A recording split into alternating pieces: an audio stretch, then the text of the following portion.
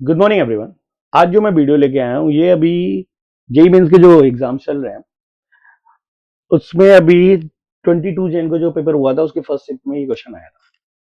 यही क्वेश्चन क्यों, ऐसे क्वेश्चन तो बहुत थे पर ये क्वेश्चन मुझे क्यों अच्छा लगा, अगर इस क्वेश्चन को ध्यान से देखो तो ये 9th क्लास के कॉन्सेप्ट पे डिपेंड करता है।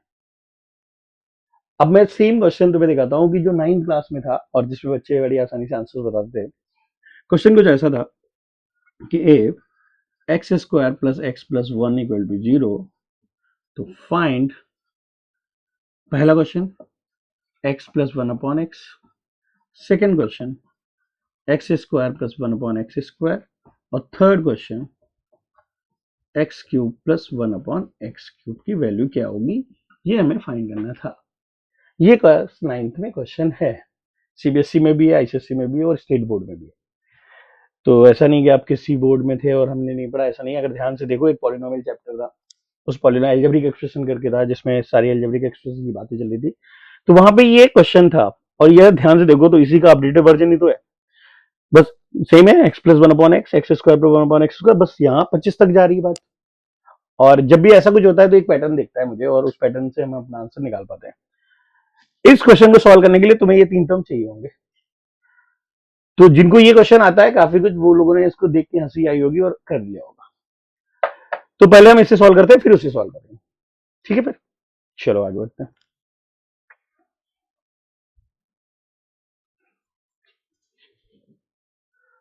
तो जिस तरीके से मैंने बोला कि पहले हम ये वाला क्वेश्चन सॉल्व करते हैं और हमें फाइंड करना है एक्स स्क्वायर पर वन अपॉन एक्स स्क्वायर।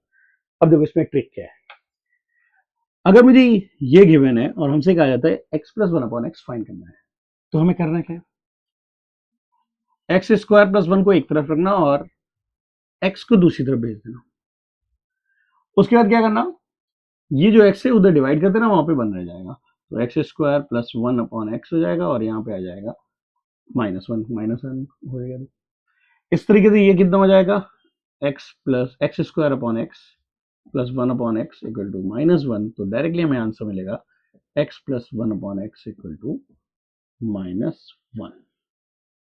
तो इस तरीके से आपने x plus one upon x की वैल्यू यहां से फाइंड कर ली, जो आ रही है x plus one upon x की वैल्यू माइनस वन आ रही है। ये तो हो गया पहला। अब रही बात एक्स स्क्वायर पर वन अपॉन एक्स स्क्वायर की, तो ये सीधा सीधा आइडेंटिटी होता है और हम इसे याद रखते हैं कि ये x plus one upon x का होल स्क्वायर माइनस टू होता है। ये याद रखो ये बात।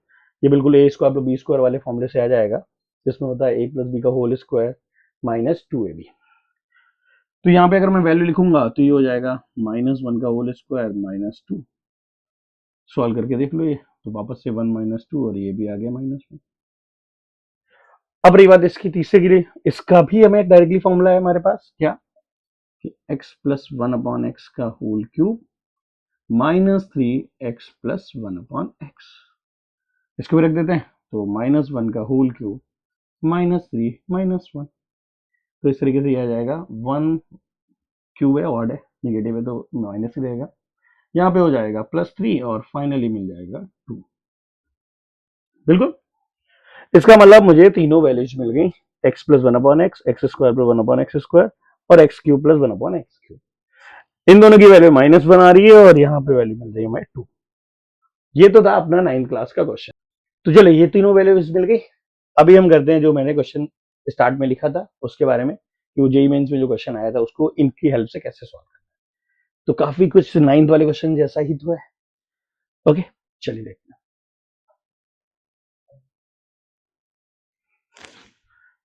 तो देखिए इस क्वेश्चन में अभी अभी मैंने तीन वैल्यूज ऑलरेडी फाइंड कर रखी हैं। X plus one upon x मेरे पास आ रखा था minus one, x square plus one upon x square भी माइनस वन, और तीसरा x cube plus one upon x cube two. अब एक काम करते हैं, पैटर्न समझना है तो एक काम करो, एक वैल्यू और फाइंड कर लो, एक्स की power four plus one upon x की पावर फोर, और ये होता है x square plus one upon x का होल स्क्वायर माइनस टू।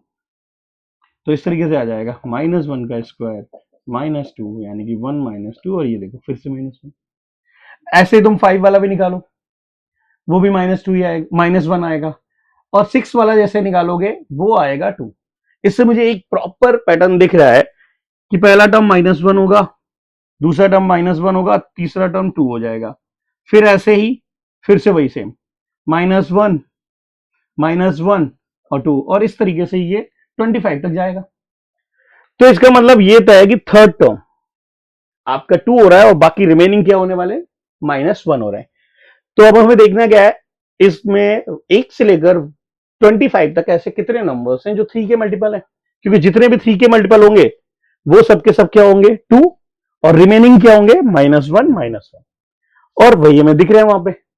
तो इस तरीके से हमें बस ये हिसाब लगाना है कि वहां पे 3 के कितने मल्टीपल हैं। तो चलो और देखते हैं।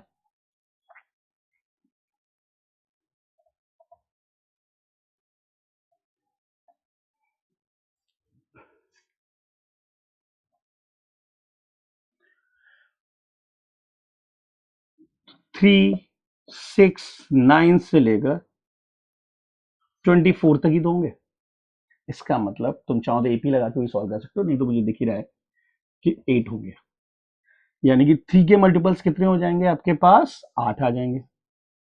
अब 8 अगर 3 के मल्टीपल है, टोटल टर्म्स से 21, तो रिमेनिंग क्या हो जाएंगे भाई,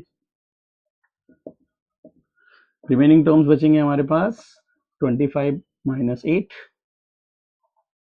25 माइनस 8 17। अब पावर है 4 की, तो खुद से देखो, -1 की पावर 4 प्लस -1 की पावर 4 प्लस 2 की power 4 dot dot dot dot dot 25 terms. अब मैंने बोला ना कि जो 3 के मल्टीपल आएंगे वो 8 आएंगे, यानी कि 2 की पावर 4 को 8 से मल्टीप्लाई, यानी कि फाइनल आंसर आ जाएगा तुम्हारे पास 16 इंटू 8 प्लस बचे हुए 17, लेकिन -1 की पावर इवन है यानी कि 1, 17 इंटू 1, फाइनल आंसर आ जाएगा 128 प्लस 17 यानी कि 145।